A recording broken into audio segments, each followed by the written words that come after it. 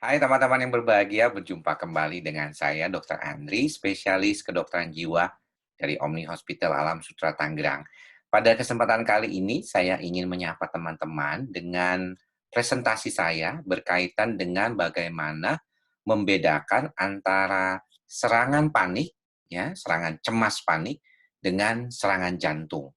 Ini yang menjadi salah satu faktor yang paling sering dikhawatirkan oleh beberapa teman yang mengeluh ataupun pasien yang mengeluh adanya serangan panik dan gejala-gejala gangguan jantung terkait dengan kondisi serangan panik tersebut. Sehingga walaupun sudah dilakukan pemeriksaan yang sudah banyak, si pasien biasanya rada khawatir sekali. Jangan-jangan ini salah pemeriksaannya, Dok. Lalu apa yang mesti saya lakukan? Nanti kita akan lihat dulu bagaimana membedakan antara kondisi yang berkaitan dengan gangguan kecemasan dengan gangguan panik, ya, yang berkaitan dengan jantung. Dan apa bedanya nih dengan serangan jantung, ya. Jadi kalau kita melihat di sini, kita lihat teman-teman, kekhawatiran dan ketakutan akan terjadinya serangan jantung adalah sesuatu yang paling sering dikhawatirkan oleh pasien yang mengalami serangan jantung. Lalu bagaimana kita membedakan apakah ini gangguan panik atau ini serangan jantung, ya. Jadi kita lihat satu-satu ya. Ini memang dalam bahasa Inggris karena saya ingin dapatkan aslinya, jadi teman-teman saya akan terjemahkan ke dalam bahasa Indonesia, ya. Kalau panic attack, gejalanya itu tajam, ya, dan biasanya seperti kayak ada yang menusuk di tengah dada, ya di sini rasanya nggak enak, ya. Sedangkan kalau kita lihat gangguan serangan jantung, itu biasanya tuh rasanya seperti diremes, seret gitu ya, dan rasanya neken di daerah dada, ya terutama di daerah kiri. Walaupun kita tidak terlalu bisa lokalisir. Jadi kalau panik itu biasanya langsung di dada tengah, set gitu. Makanya nggak heran tuh ada yang bilang ini dari lambung yang neken, dek gitu ya. Dan kalau untuk kasus panik, yang kedua adalah dia onsetnya ataupun kejadiannya tuh biasanya tiba-tiba dan ada yang terkait dengan suatu kondisi stres tertentu. Walaupun saya tahu beberapa teman sudah mengatakan juga ataupun pasien sudah mengatakan juga di dalam praktek saya selalu mengatakan kadang-kadang saya nggak tahu juga dok dari mana ya terjadinya serangan panik itu. Memang demikian, kadang-kadang di dalam tol bikin jadi kecemasan yang tiba-tiba rasanya nggak enak sekali. Nah, sedangkan kalau misalnya ya serangan jantung biasanya dikaitkan karena adanya suatu kondisi fisik tertentu, ya. Kita kan sering melihat tuh ada orang yang bisa kena serangan jantung saat dia lagi main bola, main futsal ya, atau naik tangga ya. Sedangkan kalau panic attack memang banyak kan terkait dengan stres. Walaupun ya ada beberapa kalau kita lihat ya di beberapa film ya digambarkan memang orang yang mengalami serangan jantung itu karena kepikiran sesuatu yang berat begitu. Tetapi sebenarnya itu karena sangat kuat sekali. Karena pada dasarnya orang yang mengalami serangan jantung itu terjadi penyempitan ya dari pembuluh darahnya nyangkut ya kolesterolnya itu ataupun clotting pembuluh darahnya itu ataupun, apa ya, kalau kita bilang tuh kotoran lah di dalam pembuluh darahnya itu terjadi suatu penyumbatan dan terjadilah serangan jantung. Nah, biasanya panic attack itu nyerinya itu agak sedikit menghilang, ya. Jadi ketika kena serangan panik terjadi sesek ataupun terjadi tusukan tadi seperti di tengah itu, lama-lama dia berkurang berjalannya waktu. Sedangkan kalau misalnya serangan jantung itu malah memberat, ya.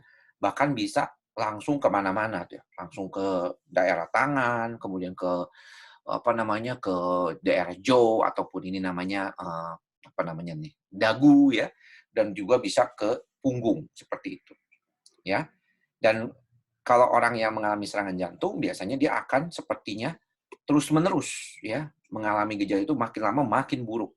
Sedangkan kalau misalnya panic attack itu akan hilang sendiri dalam 20-30 menit. Walaupun rasanya itu luar biasa nggak nyaman juga, ya bikin takut dan segala macamnya. Ada juga gejala seperti debar-debar, jantungnya tuh berdebar-debar. Ya, berdebar-debar itu yang terjadi.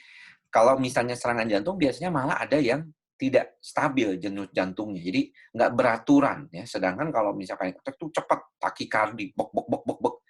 Nah, shortness of breath memang lebih sering dua-duanya terjadi ya, seperti rasanya tuh nggak bisa napas ya, ataupun rasa tercekik. Nah, ini yang juga sering kali terjadi pada orang-orang yang mengalami gangguan jantung dan juga serangan panik, sehingga agak sulit membedakannya kalau untuk napas ya. Tapi orang panik sering mengalami seperti rasa tercekik ya, agak susah untuk napasnya. Dan biasanya juga dua-duanya keringat yang dingin, yaitu juga sering kali terjadi. Jadi persamaannya ini yang sering terjadi adalah shortness of breath ataupun napasnya tuh tidak nyaman ya, ataupun rasanya pendek. Kemudian juga keringat dingin ya keluar biasanya, dan ada shakiness ataupun gemeteran. Nah, sedangkan pada orang serangan jantung tidak ada. Dan ada kalau orang serangan jantung itu biasa terjadi mual ya, mual dan muntah, sampai muntah. Walaupun pada panic attack juga ada kadang-kadang ya rasa seperti mau naik, bloating ya, ataupun juga seringkali kayak mau muntah gitu. Nah, ini yang juga seringkali membuat orang jadi takut, jangan-jangan saya kena serangan jantung nih, bukan serangan panik ya. Dan ada rasa kesemutan kalau pada panic attack ya di daerah tangan ya kalau di panic attack. Kalau di heart attack tidak ada. Kalau kita lihat heart attack itu tidak ada.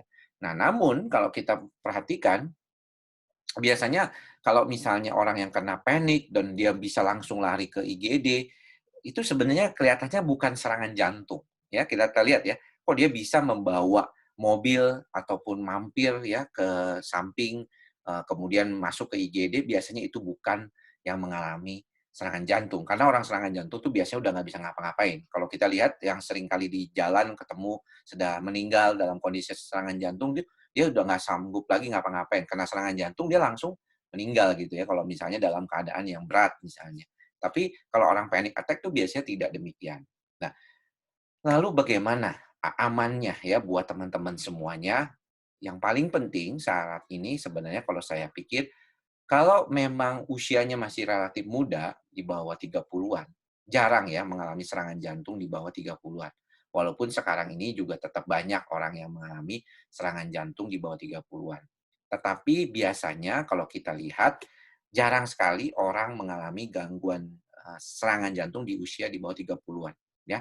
Kedua, yang paling utama, kalau misalnya mengalami serangan, ya maka yang paling utama memang segera periksakan diri Anda ke dokter ya, ke dokter jantung juga boleh, ataupun ke IGD dulu, misalnya periksa EKG.